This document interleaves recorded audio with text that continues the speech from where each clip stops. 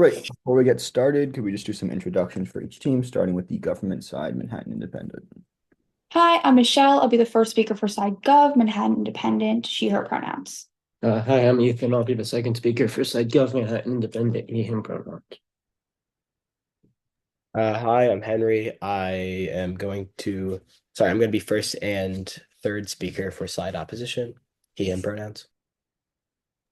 I'm Ian, Horace Mann, second speaker for side opposition, he, him pronouns. Wonderful. Any of the other judges have anything to say before we get started? Oh, FYI, I'm really sorry. My camera's really old, and so my computer's camera doesn't work, but I am listening. All right. And then the only other thing I'll say is, I know all of you are pretty good debaters, but please no off-time roadmaps. I get very upset with them. Okay, sounds good. Well then, is everyone ready? I'll take that as a yes and start my time now. I'm going to start with a lot of characterization and two contentions in today's debate. Okay, first on definitions. We're going to say this house is just a rational actor. On the framework, we think it should just be util. It just believes that motions, whatever society generally thinks should be done. We think that's probably the framework that makes the most sense for this round. But now it seems a characterization. I think this is really important in this round. First, what does work in prison look like right now? It's a little bit different than in the regular workforce in the real world. We think to some extent, prisoners help to run the prison. A lot of prisoners, especially those who didn't commit very violent crimes or do minor offenses, often work in prison for small wages. They do things like do laundry, cooking, etc., often in very terrible conditions. But of course, we don't think that people who are serial killers or very violent murderers are part of this. They're probably more on solitary confinement. They're probably somewhat isolated from the prison. We don't think these people are generally doing all these jobs, at least at the very beginning of their sentence. We think it's rather people who are sort of have relatively shorter sentences, did sort of more minor crimes, and they work, and the prison is sort of dependent on this labor. A lot of the jobs there are to work, people aren't hired in prisons to cook. It's sort of, that is true, but it's also mostly prisoners who themselves actually do this labor. Okay. So what do we think the unions are going to work? We think the unions are going to adopt a more external focus for a couple of reasons. First, they know that they might not get rights directly striking, and they have less power over the guards than most workers do over their bosses. Two, the guards in a prison are under direct orders from wardens, who are under direct orders from managing prison systems. Getting to the CEO means getting to the very top of the government, which is impossible for the average prisoner to do because they can't coordinate as well between prisons. Thus, they have to put to the outside to put pressure on the government. What that means in banding together to call for more rights to the outside, to push people to pressure on policymakers, those who run the prison systems as a whole, to reform them and communicate with each other. So prisoners in prisons do the same thing to form a collective movement among prisons. So how would the IWW help with this? We think this looks like advocating small amounts of their budget. We're not advocating that the IWW abandon all other unions and focus entirely on prisons, but that this become a small part of their advocacy. They bring in union reps to speak to people in prisons. They give them strategies to learn how to strike effectively. And we also think this means having some sort of media attention brought onto the prisoners, like hiring people to publicize their message with advertisements, interviews, posters, etc. We also think this looks like hiring people to speak to prisoners at one prison and carry their communications to other prisons, insofar as prisoners aren't really allowed to speak to each other all that much. So now our C1 is about rights in prison. Our first contention is on direct help. We think prisons are really, really bad in the status quo. Of course, we are not defending murder or violent actions, but obviously people who are in prisons are still people, and a lot are in for very minor offenses like possession of weed, like stealing to feed their families, etc. And often we think that the conditions they face in prison are really, really brutal. Some examples are having really physical labor, not having enough access to good or nutritious food. We think not being able to access medical treatment is something we've seen a lot in status quo. We've seen people in prisons literally die because they refuse access to a doctor. So what does all this mean? We think right now prisoners have literally no method of recourse in off-world. There is nothing they can do insofar as they are constantly being monitored by guards. They are literally in a prison cell. They have no agency. In our world, we can tell you their method of recourse is to stop working. We are not advocating for violent strikes or anything of the sort. We are advocating for a movement in which prisoners stop working if it comes to that, if the conditions are not improved at all. And we think that insofar as prisons are underfunded, they rely upon the labor of the prisoners. So it's a really, really good method of recourse insofar as prisons probably can't function without this, given that the government is probably already overspending. They're not going to want to hire a bunch of new workers to fund every single prison. The US has more prisons than any other country in the world right now. We don't think that it's a good method for the government to just hire a bunch of new people. It's probably fail. They need the prisoners to actually work and in the prisons. So our second subpoint is the perceptual threat of internal movements. We think once this movement starts gaining steam and prisoners are able to communicate with each other, there's just a threat of a collective strike that puts a halt to many to sort of bad things in prison. So even if they never strike, we think the fact that there is a movement that exists that the wardens are aware of makes them less likely to treat prisoners in really, really bad ways. Because now, if the top of the chain is essentially saying to the wardens and to the people lower in command, please do not make these prisoners angry because then they could strike and then their prison will collapse, the wardens are likely to treat them with more humanity, or more likely to give them food when they ask for, to give them medical treatment, to give them more resources, etc. We think this is much more likely to happen in gov world when they have a method of recourse, than op world where these people literally have negative agency. They have zero methods of recourse. Our next step point is calling attention. Even if there's never a strike, even if this isn't effective, we think you're likely to get media attention. First, this is completely unprecedented. There has never been a union in prison. This isn't something that's very talked about, which means when we think this happens, you get a lot of media attention, especially since it's a really, really huge and powerful organization. A lot of people look to the IWW. A lot of people are members of the IWW. What does this mean? We think that means when a leader of a prison union is speaking on TV really eloquently about their experience and how they're leading the movement, because obviously they're not going to pick someone who isn't very eloquent and successful to speak on TV, people are going to have a lot more sympathy for prisoners. And this is probably a good thing, given that people have way too little sympathy right now, and there's almost no political capital to reform the criminal justice system, since a lot of these criminals are completely dehumanized. So our C2 is on recidivism. What we tell you is most prisoners aren't fundamentally bad people. They came from bad circumstances. Of course, this is not true in all circumstances. Of course, we aren't defending all crime. But rather, we think that most prisoners are somewhat good people who serve 5-year sentences and then go back out into the world. We think on our side, they are much more likely to succeed when they leave prison than on their side. First of all, we think that most people in the US are workers, and a lot are in unions, or just know what unions are and have sympathy for union workers, which means that when people in prisons are part of unions, people outside of prisons who aren't criminals are probably going to be able to relate to them more, because they're going to be they're in the same circumstances I am. They're striking just like I am. And sort of relatability is really good, because it means that these companies who also have unions are more likely to hire them, or more likely to sort of be more sympathetic. Because a huge problem is that prisoners cannot get jobs when they leave prison, and that obviously affects them, because if you are really bad economic state, you're a lot more likely to commit crime. That's sort of empirically true. It's why a lot more people who are born into poverty commit crime than people who are born into relatively privileged conditions.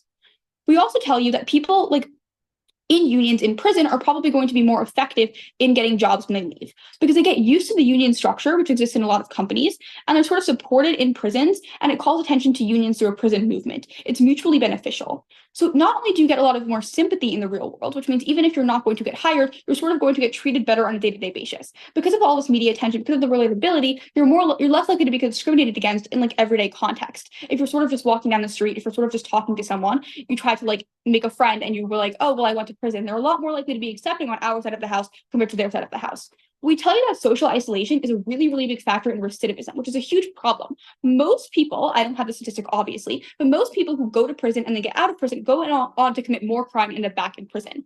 This is really bad for the prisoners, but also objectively bad for the world, because if a murderer gets released from prison and they go out and murder more people, it's obviously bad for the people they're killing and the general public in general. So we think that in our side of the house, when they have less discrimination, when they're better off economically when they leave prison, they're a lot less likely to commit crime, which means that it's better for the whole world under UTIL, and obviously better for the prisoners, who are a very oppressed group in the status quo. So for all these reasons and so many more, I've never been prouder to propose. I thank the speaker for the remarks. I'll now invite the leader of opposition to deliver a speech not to exceed 8 minutes in length with a 30-second grace period. Okay, perfect. Give me a second to set my timer. Okay. My time will begin on my first word. Okay, I want to quickly just go into the top of case. They have two top of case observations. They first talk about the work in prison. To some extent, prisoners will help run the prison for small wages and terrible conditions. And I'm going to tell you, and this is going to be a major focus of our argument, that there are more worse jobs for people out there. We are not focusing on only the United States of America. We are focusing on the entire world. Notice the international workers of the world. There are more people who are less deserving of harsher treatment existing in, I don't know, the chocolate industry, being abused for harsh wages and super dangerous environments with worse rights than the prisoners who are in there for a reason, for committing a crime. Secondly, secondly, they say the worst prisoners will not be in the union. They're going to be in solitary confinement. Well, in the status quo, when prisoners unionize, it's often the case that they take over solitary confinement. Look at the Attica Revolt of 1969. This is in my history class. This wasn't a look up. Look at the Attica Revolt of 1969. The prisoners there took over solitary confinement, and it eventually led to weeks-long struggle between police and prisoners, and it was very, very violent. This all started from prisoners attempting to unionize peacefully. Second, they talk about how unions will work, and prisoners can't make change in the status quo. They talk about how it either means asking for help or yeah, and they can't make change in the status quo. But I believe that this either is going to mean that prisoners are going to beg the outside world for help and try to get this media attention, or they will lead to violent results. I think naturally, since these people are in prison for a reason, they're more likely to lean to going into violent revolts than trying to push a perfect media standpoint in the face of so much adversity. They also think the IWW is not going to inform revolts, but I think there's not going to be an IWW person looking over the shoulder of every single prison union. If it was, this would be a tremendous strain on all of the IWW's resources. They just don't have enough personnel and money to send a person to look over the shoulder of every single prison unionization. Okay, now I'm going to go to a few topic cases on our here. We think, yeah, there's a limited amount of money in the hands of the IWW and the status quo. The government therefore has to prove that it is actively better to put this money and put this resources in the hands of prisoners than other workers who are equally mistreated. I think we also want to say this is not focusing on only U.S. prisoners. There's nothing specific to the U.S. here. So you have to look at other countries where prisoners are more likely to have committed violent crimes. Look to Central America. Look to other places where you have serious violent crime problems. It's not focused on menial crimes. And then third, we think it's important to look at the extent to which the IWW can actually help. We doubt that the IWW make prisoners have perfect rights. So now I'm going to go into our contentions. First contentions is why prisoners should not be prioritized. We have 4 subpoints here. First is on they are just morally untrustworthy because of their past actions. They try to make this assumption that most prisoners aren't in prison for a bad reason, but I don't think that's true. A lot of prisoners across the entire world, again, we're not just focusing on the US, are in prisoners for committing something violent. In poorer nations, it is normally only because they have committed something violent, because police have to focus on the most violent criminals. We think that because of this, prisoners are less. No, I don't have time. Prisoners are less trustworthy than other people that the IWW could be putting money into the hands of, such as other mistreated workers who are mistreated to the same extent but are not in prison because they're not criminals. Second subpoint, I think it's more likely to go wrong. They talk about the statistic of more prisoners in the status quo will be readmitted. We think this is going to be a turn for our side. I'll get to it in a second, though. But prisoners have an extremely high reincarceration rate. They are more likely to commit crimes in the status quo after they get out of prison because that is just what they are used to. That is what they have to do in order to survive. Therefore, we think it's more likely that prisoners are going to do bad things with this money, do bad things with these resources. It doesn't matter if they are good or bad people, and it just does matter as a person, they are more likely to do these things. It could be a complete waste of IWW money. Third subpoint, I think prison unions are going to be more expensive than other unions. I think most funding towards unions for individuals that are working in terrible conditions, it's going to be easier to actually, they talk about how you have for prison unions, you have to go all the way up to the government. And we think this is true. In most companies, in other bad working environments, you can just appeal to smaller local CEOs. And this is much more important. You're much more likely to actually succeed. So you should focus on other things. A fourth subpoint here is that I think prisoners have a potential to violence. Go back to the Attica Revolt. That is the unionization of a prison turned to the violent revolt of a prison. And this does happen in the status quo. And I think it is more likely that violence will occur in a prison than outside of a prison. So we have to compare. We believe that there's going to be 2 unionizations in the status quo either way. One of similarly mistreated workers who are not in prisons, who are less likely to commit violent acts, or you can choose the prisoners who are more likely to commit violent acts and less likely to actually work. You're going to have to spend more resources, and it might not work as well as just spending money on another thing. So second contention is on just the other options for investment. I talked a little bit about this, but I think there's more mistreated workers in the status quo. Look at there's a reason why companies are now putting fair trade on their products, because the non-fair trade way of manufacturing of a lot of agricultural goods is practically slavery. It is very harmful. There's serious working conditions. Bosses abuse their employees. It's to a much worse extent than what happens in prisons. At least there are laws in prisons. Outside of prisons, you have so many groups that are mistreated to a more extent. We're not advocating for the IWW investing in I don't know, necessarily like office sales jobs, but we are advocating for the workers who are horrendously mistreated in the status quo in most developing nations. And then the second subpoint here is on global focus, and we think we have to put more money into more global efforts because these are the people who need the money the most. These are the people who need the unionization the most. It is most important that we spend money on helping people abroad who don't have the same rights and privileges as like the United States and as Europe and other developed nations. And I think it's most effective to put money into helping workers in developing nations succeed. So now I'm going to go into their contentions and do a little bit of rebuttals. Their first contention is on rights in prisons. They say like prisons are bad in the status quo. We tell you that unions are not going to fix this. There's a very small chance that a union will actually cause prisoners to like have so much more rights. Secondly, I think these are people who are less deserving of help in similar circumstances. So you have people maybe in similar mistreated circumstances in prison and outside of prison. I think we should give our help to people outside of prison in similar circumstances in many like developing nations. Second, they talk about this perceptual threat, and the threat is going to mean there's going to be change. I think the opposite will be the case, and this is a turn, because you're going to have the vast population. Like if most people see like, oh, there's a unionization in a prison, they're not going to think like, oh, how good for them. You go get your rights. They're probably going to think unionization in prison. These are prisoners. They could take over this prison. Scares people. It will cause backlash, and it is a problem. I think the public is going to be staunchly against this, and maybe it's true that like someone is more likely to give rights, but I think the public will be against this, and a warden doesn't want to seem like, oh, prisoners can just like unionize, which is going to be associated with rioting in most people's head, and therefore they get more rights. You could think, oh wait, that's a bad thing. Then they talk about like calling they talk about calling media attention, and like what happens if the prisoner who leads the union is a prisoner who's like assaulted someone or just anyone who has done something seriously wrong. Then they talk about relatability. Most prisoners are bad people. We're not saying most prisoners are bad people, but most prisoners are likely to recommit crimes. They're likely to embezzle these funds. Secondly, they talk about relatability, like, oh, most people are in prison for not bad crimes. We think that only one or two people who are in this union who did horrendous crimes will destroy the reputation of the union for everyone who did not okay crimes. That's my time. Thank you so much. A good speaker for the remarks. I'll now invite the member of government to deliver a speech not to exceed 8 minutes with a 30-second grace period. My time will start now. So first off, I'm going to go over a lot of framing, what they say to our framework, then their framework, then I'll go over their case and then our case.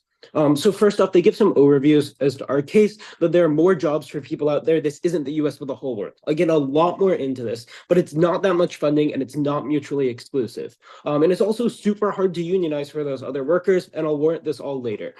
Secondly, they say prisoners are going to take over solitary confinement, and they cite a revolt.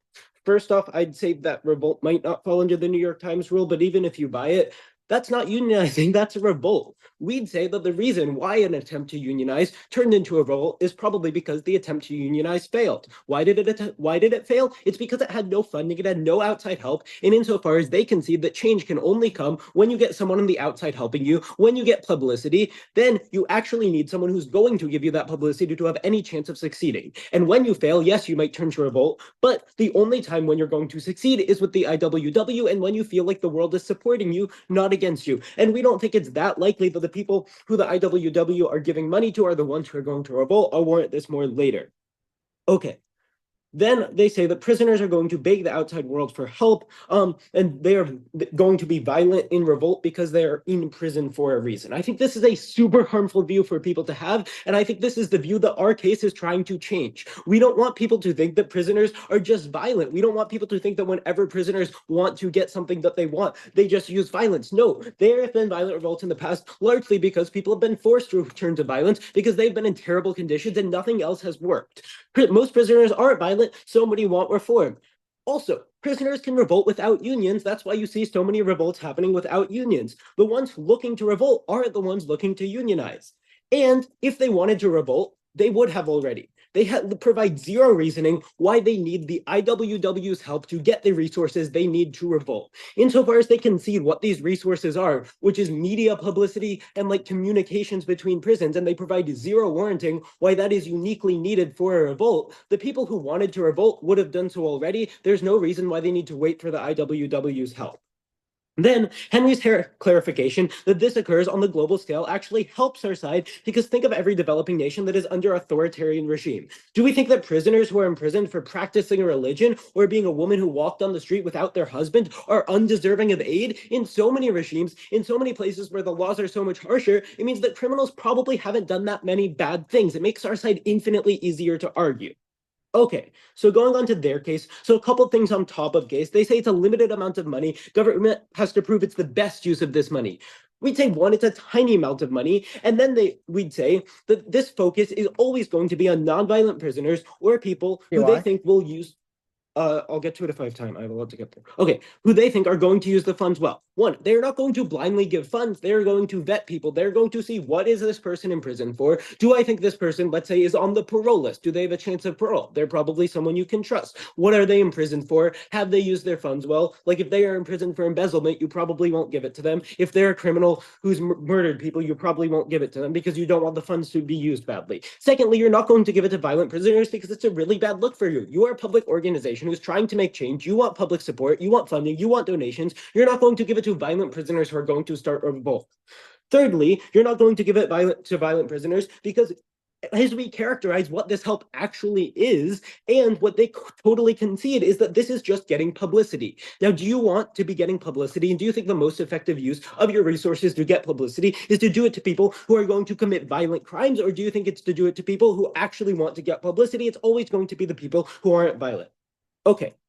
Moving into their contention one of why prisoners should not be prioritized. One, I'd say, like in the US and at higher rates throughout the world, the prison system is really, really, really bad. Look to policies that exist in the US like jury striking and plea bargains. The fact that Black people are incarcerated at higher rates proves it's unjust. This is a justification for helping prisons because they are prisoners because they are victims to an oppressive system. Second, we think the view that Henry and Ian are so quick to embrace that criminals are less morally deserving than other people shows we need some method of recourse. The fact that the public and just general people think that prisoners are morally corrupt and that we shouldn't do anything to help them is exactly the reason why our prison system looks the way it is. And the idea that anybody who has a charge against them should be just like is on a moral level not equivalent to us and shouldn't be given human rights is a terrible system of thinking that has led to so many terrible things in the past.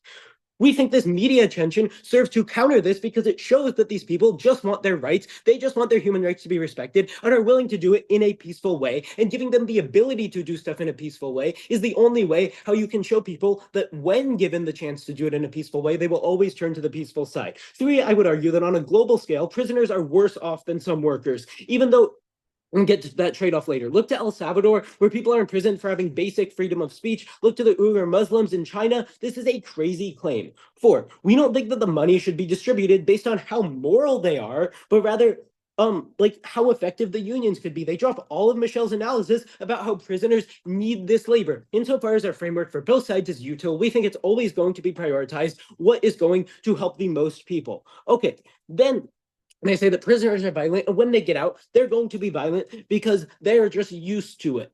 They are not used to it. Basically, all prisoners are in because of a one-time offense that, as we say, they probably did out of desperation, or in more authoritarian regimes, they just did something like, I don't know, walk with their head unveiled. That is not like they're used to committing violent crimes. Okay, then let's look to why we both agree that they did those crimes, and that is because of desperation. We are the only side with solvency for this because we give them jobs, we give them a chance to actually economically help themselves once they're out of prison. That means that only on our side do you see people not like violating parole, not committing more crimes, not having to do more stuff out of desperation because we give them a second chance. So you're always going to get worse lives for these prisoners on their side. And then look to our characterization, that which they don't contest, which is that this is just getting media attention, sending people out, sending people to communicate. They say that people are going to embezzle the money, but you're not like putting cash in this person's hand. You're using it in ways that you have vetted, like sending union reps, like sending people to communicate, like putting out advertisements, like getting interviews. This is not something that can possibly be embezzled. Okay, turn on violence. We'd say turn a lot more violent when they are brutally oppressed than when they get rights. There's way more chance of revolt if you don't have human rights, and that's your only option. And then again, it's not that much money. They concede how it's used, and they don't tell us any reason why getting some publicity out there takes a lot of money. On contention two, we'd say it's really hard to get reform, let's say on plantations in South America, because the IWW doesn't do this right now. They are arguing for the status quo. We should not support prisons. They're not arguing for we should go do all these other things. You also have to get the government to crack down, because strikes don't work when there's that much oppression. You can clearly see by the human rights abuses, the bosses don't care, and we need the government to intervene. Political power doesn't do anything in countries if they won't do anything. Dictatorships, etc. It's most effective in the US because because human rights are always upheld and guaranteed. If they don't care about human rights, they don't do anything. Okay, on to their responses. So first off, on contention, when they say unions aren't going to fix this low probability, complete assertion. We give real warranting. Look to our claim that prisoners need the labor, or that prisons need the labor. Then they say people are less deserving. Once again, they are not fundamentally evil people. Let's gut check this. Sure, some are, but they're not the ones being given the money. They're not the ones being allowed to be around people working. Then they say prisoners are going to be fearful. People are going to be fearful, and there will be backlash. First, we turn it. This means more justification from the union, which changes public opinion, but also the backlash fades once we see that they're actually violent. Then they say the prisoner who leads the union could be violent. I've already responded to this on their case of why they're going to gut check it. And then they say only one or two horrible people will ruin the reputation of. They're not getting direct control of the cash. It's being vetted by the union and used in very specific ways, which we outline. Thank you. All right, I'll thank the speaker for the remarks. I'll now invite the member of opposition to deliver a speech not to exceed 8.5 minutes in length. All right. I'm just getting my time started here. All right, is everyone ready? Opponents, judges? All right, my time starts now. So I want to spend a lot of time on the top of case, because I think a lot of the general observations that the Gov has made and a lot of the framing that they've used in this debate is fundamentally wrong. So the first thing that they tell us on the second speaker's top of case is that it's not mutually exclusive and it is not that much funding. Wait, so it's not that much funding? So then your impacts don't remotely matter. We tell you in one of our subpoints that we tell you that it's actually going to take millions and millions of dollars to fix the problem of these prisoners. Because remember, these prisoners are in a state that is much less well off than the average individual. Why don't we help the chocolate worker who is living in terrible conditions, who has done nothing wrong, and is again living in worse conditions debatably than the actual prisoner, when they're in a better off state anyway? Less money will go a longer way if we don't try to address the specific unions in the prison, and this is a subpoint that they do not address in our contention. Secondly, they talk about how they try to mischaracterize the difference between the connection between what will happen if you form a union and therefore the resulting revolt afterwards. They say, oh, it won't be a revolt because the union is not the revolt. The revolting people are not part of the union. Look to the warranting that Henry gives you with the Attica example. The Attica went from a union to a revolt. That is what we are proving. Unions are the source of the revolts. It's giving more of these prisoners power and therefore, again, letting these revolts happen in the first place. And now to what I think is one of the most important observations in this round. Gov is losing this debate as they fail to address the opposition's comparative between the two people that can receive the union money. The characterization of prisoners that the Gov tells us is that prisoners aren't that bad. They tell us this multiple times. They have an entire contention about this. They give it in their top of case. They give us more and more observations. They explain that, the worst of prisoners won't be part of the union anyway. But we think that the fact that Gov is fighting that prisoners aren't that bad is largely a defensive point and is conceding the fact that Gov needs these people to be good, or at least not that bad, to receive the money in the first place. This comes back to the comparative that I give you at the analysis at the start of my speech, that they have to prove that these people are not only not that bad, but somehow worse than the people that need the money, than the suffering people in that chocolate factory that are living under terrible conditions. They say, we're being abusive, or we're not being fair to these prisoners by saying, they're not morally deserving. Well, okay, sure. We're not saying they're no longer human, but we don't think it matters that 1 in 5 of these people, maybe 1 in 5, are going to be able to be reintegrated to society. But those people are somehow now more valuable than the other workers. So simply from the fact that they fail to look at the comparative, we think that the government is losing this round. And now I'm going to go into their case first. Actually, sorry, I'll go into the top of case things that he talked about on our case. So He talks about how, again, it is a tiny amount of money and that they will like only give money to specific people that won't be trustworthy. We'll look to Henry's analysis that he gives you at his top of case. We have to reread the motion. It says, including but not limited to providing funding to unions, giving advice on strategies, etc. We don't think this means that you can do, daily check-ins on the prisoners to ensure that they're still using their union money, right? We don't think this looks like, oh, we're constantly checking in, because as the gov concedes as well, they have a limited amount of money and they have to spend it on other unions. We think this money is better spent elsewhere. Their time is better spent elsewhere on, again, people that are more likely to have successful integration back into society, to achieve those better human rights, to achieve those better conditions in the workforce. We don't think it's possible for the IWW to constantly check in and ensure that this union will never lead to a revolt. It's not possible. We don't think it's realistic in this round, and don't let them misframe or let them mischaracterize the point that revolts are not part of the union. Remember, the union is what sources these revolts. And then they talk about this point about media and publicity. Well, we say, okay, Henry gives you this great analysis that, again, like all it takes is one person to screw up. All it takes is one prisoner to use the money wrongly, use the money to, buy a weapon and have some violence for the media to attach onto that, and therefore make the terrible publicity. It is not good publicity. They talk about how, oh, we want to change the idea of that prisoners are not all bad people. How is it going to help changing all the bad people that, oh, all this union money is going to these prisoners and they're using it for bad? That's not going to be good publicity. It's going to be terrible. And we think on a probability scale, if you're giving this to a whole prison, it's going to be very likely that one person will screw up, and therefore it will lead to a revolt and therefore bad publicity.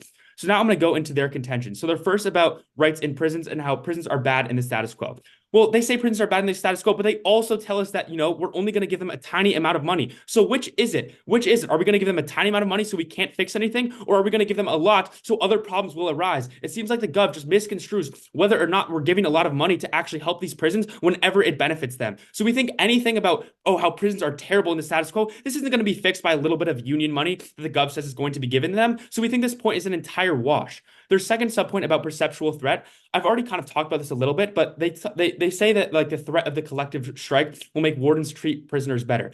I think this will likely have the inverse effect, right? If a warden is more concerned about if the leverage is shifted to the prisoner's power, the warden's going to feel threatened and therefore not want to treat that prisoner as well. Again, I think this just ties into the analysis I gave you before. It's not even that much money. There's not even that much threat of a strike. This union won't even work that well anyway, unless it's millions and millions of dollars, which again, if they're spending that millions and millions of dollars on the prisoners, they can't spend it elsewhere. And then their third subpoint about calling attention, I already pretty much responded to the media point, but all it takes is one screw up and then terrible publicity for that whole union. We all know how the news works. All they're going to do is latch onto that one point, and then people that are in, working, honest workers that are going to live in bad conditions, they're going to see that on the news. They're going to be absolutely furious that money that could have been going to them is going to prisoners that are actually using it for violence. Now, their second contention about how most prisoners aren't that bad of people. We think this is, again, just misconstruing, like prisoners. Okay, fine, they're not that bad of people. Like, sure, we'll take that analysis. Even if you do buy that, which isn't true, they're still comparatively worse than people who have not done these crimes. And they, again, fail to look at the comparative. I responded to this in the top of case. Their second point about relatability, they say, oh, well, if they're trying to find strikes, then, the general public can relate with them. I don't think this general public is like this massive blob of like strike unionizers that are all going to be like, oh, wow, you guys are striking. Oh, I want to strike too. You guys are striking just like me. No, this isn't how people work. Relatability is like, I don't know, like your kid goes to the same school, or you have to share some common hobby. You're not going to share a common hobby with some felon that murdered someone when they were like 18 years old and has been in prison for the past 40 years and is now given money to try to do well in society. The third subpoint is about how like people who get out of prison will be less likely to commit crime. We think this analysis doesn't make any sense. They agree with the analysis that yes, the reincarceration rate in America and globally is just very bad. If you commit a crime, you're more likely to commit that crime later. So cross-apply our analysis of this exact point that they can see. Cross-apply the fact that if people are more likely to commit crime when they've already committed a crime before, it means that they are less worthy of the money because they're less likely to use that money in a good way. Compare that to the chocolate factory workers that live under terrible conditions that have done nothing wrong and are trying to live an honest living. So again, I think this point is a wash. Now I'm going to go into our contention. So our first contention, again, about why prisoners shouldn't be prioritized. They say, okay, the prison system is really bad. They basically just cross-apply their first contention. I don't think this is a response to the claim that prisoners are fundamentally less deserving and less honest workers than, again, looking at the comparative of more honest workers that need better conditions. They also say how like if there is a peaceful way to do it, then prisoners will find that way. Like I think this warranting is insane. Like we really think that the prisoners are more likely to be quote unquote peaceful with this money than the people that aren't in prison, that people haven't done violent crimes or haven't done crimes against other people. Again, like whether or not a prisoner is going to be completely like a straight arrow morally and is going to, get this money and get right to work. I just don't think that's realistic. And again, they fail to look at the comparative. And then most importantly, they drop our third subpoint, which says prison unions will be exceptionally expensive. And this is why we think that a lot of the contentions that the gov makes just do not flow through, because their impacts can't be reached if simply there's not enough money going into the unions to actually serve like a good union that can actually, lead to some progress in society. Coming to my last 10 seconds here, I just want to give the general overview. The gov fails to look at the comparative, and they fail to address the fact that if they don't fund that much, then none of their impacts can actually be hit. Thank you. Thank the speaker for their remarks. I'll now invite the leader of opposition to deliver the final speech of the op block, not to exceed 4.5 minutes in length. Thank you. Okay. My time will begin in the first. My time will begin on my first word. So we have told you time and time again that in the status quo, the IWW should rather support people who have less of a chance to spend this money into illegal or unproductive ways and a higher chance of succeeding than prisoners who are going to do it poorly. First off, I want to point out in the status quo, the IWW does support mistreated workers outside of the US. They try to argue that they don't do that. They simply do. But even if you don't buy this, we still are going to win based off of the claim that, quote, the IWW will not be giving that much money to these prisoners. They go on to refute this simple point by saying talking about how difficult it is to unionize prisoners because they are going against the entire government. They need to go to the highest levels of government. Therefore, they have just told you that this money is going to be a very little amount, but they also need to spend a lot of money to take it to the highest levels of government. Therefore, the chances of this working are very low. It's probably going to be better to just unionize like delivery drivers, some people who are commonly unionized in the status quo, who need less money, but can actually unionize more efficiently. I think it's always going to be better on our side to unionize non-prison workers because you're going to be more efficient with your money and there's a less chance of it backfiring in your face. So secondly, they attempt to play defense throughout their entire second speech, claiming that prisoners are like not bad people. We're not saying that they are or that they're not. I don't think that matters, but I think it is true that prisoners are more likely to do things illegal again. They tell you this in their second speech. They tell you that prisoners who are reintegrated in society are going to be more likely to commit another crime. And I think because of this, if you are giving money to prisoners, there is a higher chance than giving money to non-prisoners that these prisoners are going to use it and mismanage the money in bad ways. So therefore, I think we win this debate on the fact that it is never better or more effective to fund prison unions over normal unions. Inherently, the amount of money that the IWW can give is a zero-sum game. They can either give this money to prisoners or they can give this money to non-prisoners. If they give a little bit of money to prisoners, these unions will fail miserably. If they give a lot of money to prisoners, they're de-emphasizing normal people who have not done a crime to be in here. So this is a lose-lose scenario in their case. And you're taking away funds from things that could be more accurately managed. I think you're going to be wasting money on prisoners either way, and you need to spend insane amounts in order to actually get effective change. But this effective change is not going to be as effective as if you're spending less money on like delivery drivers who need to be unionized in the status quo. So I think it's always going to be better to put money into the pockets of similarly mistreated workers than non-mistreated workers. Secondly, I just want to point out, they talk about like how prisoners really need these jobs. Like everyone really needs their jobs, especially people who live in poverty. That's a non-unique point. Okay, so now I'm going to do a little bit of weighing. So they talk about, so I'm going to take them at their word for everything. I'm going to take them at their word that this is going to work because other union members are going to see this this union and say it's super relatable and it's going to call attention to the movement and they're going to fight for prisoners' rights. We still think it's going to fail based off the fact that you don't have a lot of money. I think there's also going to be the case that this idea of relatability and this idea of media attention could be positive or negative, and we have absolutely no idea. I think we give you better warranting on our side that the result will be positive because even if it's like 100 people who did nothing wrong who are in prison for a stupid reason, but there's one person who's like a convicted person who assaulted someone, guess what the media is going to focus on? They're going to focus on that one specific person, blow that up to huge proportions, then talk about how this convicted like assaulter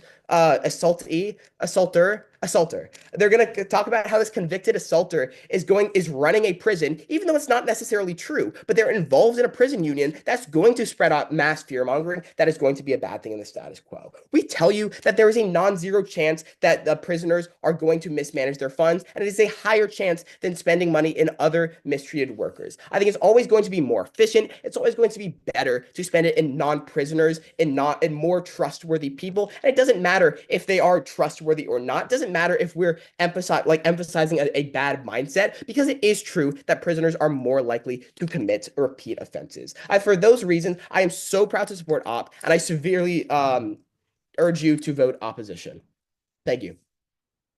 Thank the speaker for the remarks. I'll invite the PM to deliver the final speech in the round, not to exceed 5.5 minutes in length. Okay, let me just get my timer set up. Is everyone ready? Take it as a yes and start my time now.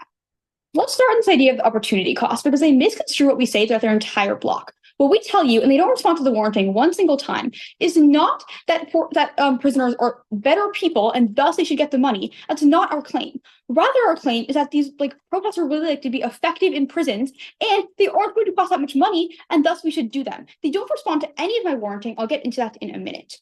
On the comparative, unfortunately, and Ethan tells you this, we don't get a real response here. Unions are determined to be effective based on, or not determined to be effective based on how oppressed their people are. What we tell you is that some money should go to prisoners, not because they're morally better than chocolate factory workers, but because unions in prisons have a really, really high chance of actually getting some solvency and recourse, versus they don't actually provide any warrants as to why prisoners in chocolate factories are going to get any solvency. They don't tell you this one single time. They just tell you, oh, well, they deserve it more. And Henry tells you themselves, oh, well, the IWW does this in status quo. Well, if they do it in the status quo, and we don't see the chocolate factories all being liberated, then how do we know it actually works on their side? They don't prove any impact to you. They prove literally no solvency. They have no impact on their retail. So what warrants do we give you for why our protests are likely to be very, very effective? First, when everyone in prison, the prison relies on their labor, and everyone in prison is under one roof, and union representatives come in and teach them how to strike, they can all just say, I'm not going to work anymore, and the prison is going to collapse. So they need this labor. It's easy, and they tell you it costs millions of dollars. This is a complete assertion. I tell you that revoking the labor is free in prisons, and the money is going to go towards interviews and strategy. I don't understand how this costs millions of dollars. They literally give you absolutely no warranting for why it's going to be more expensive than any other kind of union. We literally just tell you that you literally just revoke labor. Okay, then I tell you that the media attention is going to be very easy to spark attention because it's really new. And I'll get to why the media attention is likely to be good later. Also, it doesn't take that much to start a social movement that takes us to the highest level of the government. Even the fact that the IWW is doing anything calls a lot of attention to prison rights, human abuse, which creates a lot of discourse about the issue, which is sort of ignored here. Okay. Ian also ignores Ethan's brilliant response that chocolate workers aren't going to be able to protest because they're in authoritarian nations in answer to oppressive CEOs. They have no method of recourse here. We have the fiat, and also in the status quo analysis, we have the fiat to say that IWW helps prisoners. They don't have any reason to say that they're going to just give all this money to chocolate factory workers. They literally just assert this. It doesn't make a lot of sense. Now let's go into the whole violent revolt thing. First, they say that people who are part of these unions will revolt. First of all, it's only when they fail, and they're going to fail when they don't get outside help. On our side, if we give them outside help, they're not going to get revolts because they actually have a method of recourse. On their side of the house, when all these prisoners have fundamentally no agency, when they have sort of no hope, they're probably going to revolt violently because they have no other way to revolt. On our side, when we give them resources, they're less likely to do this well. Then they miss our warrants about how the IWW will vet people because they don't want to waste their money and they don't want to look bad. So they're only going to have people speak on TV if they committed relatively low crimes and if they are well spoken. They don't actually respond to this. All they say is, oh, one bad person will wreck it. Well, that one bad person is never going to be put on TV in the first place. So this media attention is very, very likely to look good.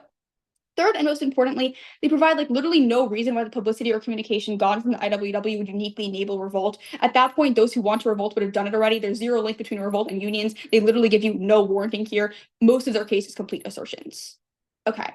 We'd also say that in their world, that one person who ruins the whole movement that they claim happens on our side exists in their world too. They don't tell you why they prevent revolt. We give you actual warrants why we prevent prison revolts by giving these people resources and hope. Then they say, okay, so why are these protests very, very likely to work? They say that people embezzle the money or not use it right, but they completely concede how this money is being used. It's not handed to violent criminals. You're not just giving a murderer a wad of cash. No, it's being spent on interviews, ads, communication, strategy. I don't understand how this money is getting embezzled. We also think you're putting good representatives on TV, not murderers. They don't respond here. We think the controversy of it and the backlash of it can actually be turned to our side because it's controversial. The union is going to want to justify it more, which means they're going to be more careful about the media attention, and it's probably going to be proliferated at higher rates. Then they miss the fact that we get a perceptual threat on our side. Even if strikes never happen, We think the fact that wardens think they could happen means that they treat prisoners more humanely. Even if that happens a little bit on our side, I think it's a really, really big impact. Then we think that okay, so now I'm going to wait a little bit. We think, first of all, prisoners are one of the most fundamentally oppressed groups. Sure, they're not perfectly moral actors, but they're fundamentally robbed of agency in literally all respects. They're literally trapped in it like a cell. They have almost no communication with the outside world. They're often not fed. They're often not getting medical treatment. They're literally deprived of human rights. Ian and Henry can say they're bad people, but still, I think we all agree that they're still people and they deserve some respect of human rights. We think even if it's only a little bit of money, which we say that's going to be a little bit of money throughout the entire round, this could help them a lot because it gives them some hope. It gives them some method of recourse. It gives them some agency back. We think this is a really, really big impact for a pretty relatively low cost, since they sort of build up this trade-off and don't actually warrant out to you why it's going to cost millions of dollars. We give you actual analysis for why it's pretty cheap. So we think you should probably vote on a marginalized group, giving a little bit more agency, a little bit more hope, especially since prisons are pretty bad throughout the entire world. Then we tell you it's a counter narrative to predominant bad narratives in status quo. We think that insofar as people really don't like prisoners in status quo, now there's some method of recourse for sort of counteracting for the predominant narrative that exists already, so you're likely to get solvency because it's sort of controversial and new. Then on recidivism, we think if we can prevent even a couple of prisoners from leaving the prison and committing more violent crimes, this saves lives and it's a lot more severe than a little bit of backlash from mainstream public. We think that means that if people feel more supported, if people feel like they can get jobs more easily, if people sort of feel like they have agency in their life, they're a lot less likely to commit crimes outside of prison, and innocent people will probably be saved. On the warranting, I think this is a lot more important. So proud to propose. Right round, everyone. I think we'll just take a few minutes and then we'll call you back once we're all submitted. Yeah, good round, everyone. Good round.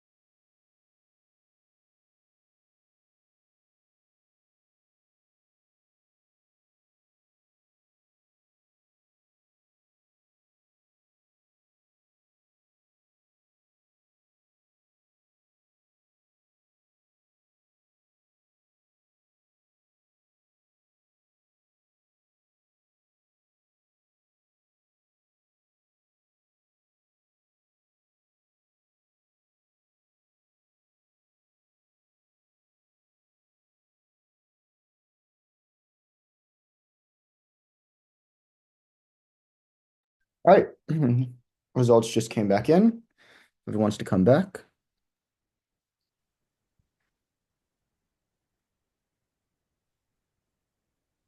So the right round, everyone, congratulations to all of you. Oh, wait, hold on. I'm still recording. I'll stop recording.